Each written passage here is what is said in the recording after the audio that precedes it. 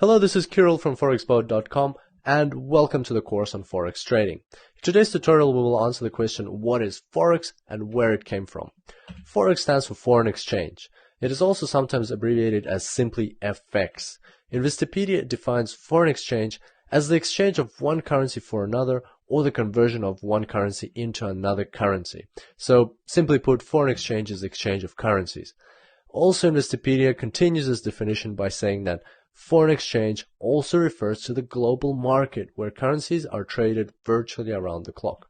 So let's have a look at an example. Say, for instance, you're going on a holiday to Europe. In that case, you will take your American dollars and go to the exchange shop and convert them into euros. By doing this, you've conducted a currency exchange and therefore you have become a participant of the Forex market. We will talk about the participants of Forex more in one of the future tutorials, but today let's have a look at the history of how this used to be back in the day, because it wasn't always as easy. So here's a timeline. And a long time ago, there was no money, no currencies, and people had to just exchange goods. And this was called barter. When some people would fish and other people would grow grains and crops, they would exchange some of their goods in order to have the best of both worlds. Next, around 2600 BC, Egyptians discovered gold. We're not really sure who discovered gold and when, but it's attributed to Egyptians around that time. People liked gold very much because it was very dense and it felt very heavy in your hands, and it felt more valuable than other things around. It was shiny and it was soft, so you could mold it into different shapes. And most importantly, it was very scarce. It was very hard to find, and that also increased its value. Next, around 1500 BC, gold was used, or countries started using gold for international trade.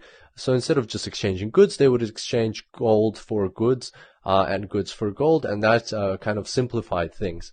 Then, to simplify things even further, around 700 BC, the first gold coins were created, and that was a very handy thing to have, because before that, people had to check that the gold that they're receiving is actually gold, and also they had to weigh it up. But by having gold coins, they could already know what value those gold coins are carrying, and that speeded up the process of exchange. So that's a bit of ancient history, which now brings us to the modern world. In about the 17th century, paper money started spreading across Europe, and around the 18th century it became so popular that it started causing tensions, because some people and countries were still using gold and silver coins, whereas others were actively using paper money, and there was no real connection between the two.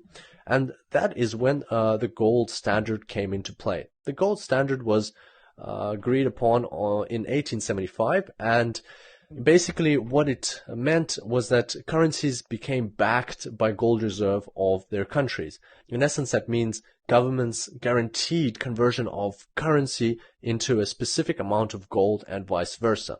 Let's look at an example. For instance, country A says that its one unit of its currency equals 2 ounces of gold, and country B says that 1 unit of its currency equals to 4 ounces of gold. And that basically means that you now know how to convert currency of country A into currency of country B. That made things more simple, and also defined certain rules around how these transactions occurred. And the gold standard became the first standardized means of exchange in history. So that was a good idea in general, but then what happened was World War I struck and World War II.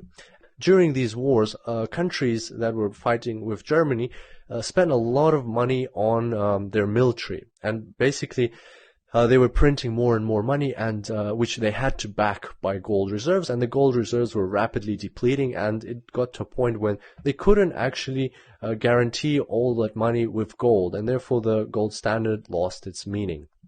And so to fix that issue, in 1944, the Allies got together to sign the Bretton Woods Agreement.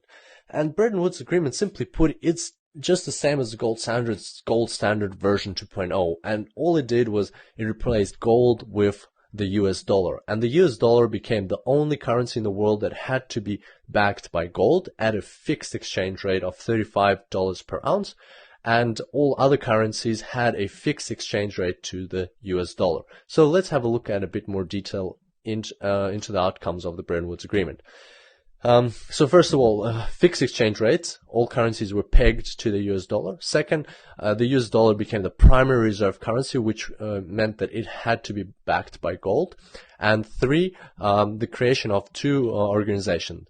The International Monetary Fund, which is simply a pool of funds where all participating nations contribute to on a regular basis, and then if they have problems within their country, they can take money out of that pool, fix their problems, and then return it, plus pay some interest.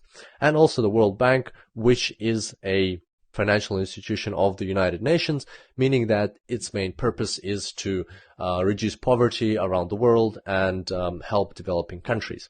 By the way, if you're wondering why it's called the Bretton Woods Agreement, that's because it was signed in a town called Bretton Woods in New Hampshire, USA. And as you can expect, when you create something which is basically the gold standard version 2.0, then there's a very high likelihood of it failing just as the gold standard did. And that's exactly what happened to the Bretton Woods Agreement.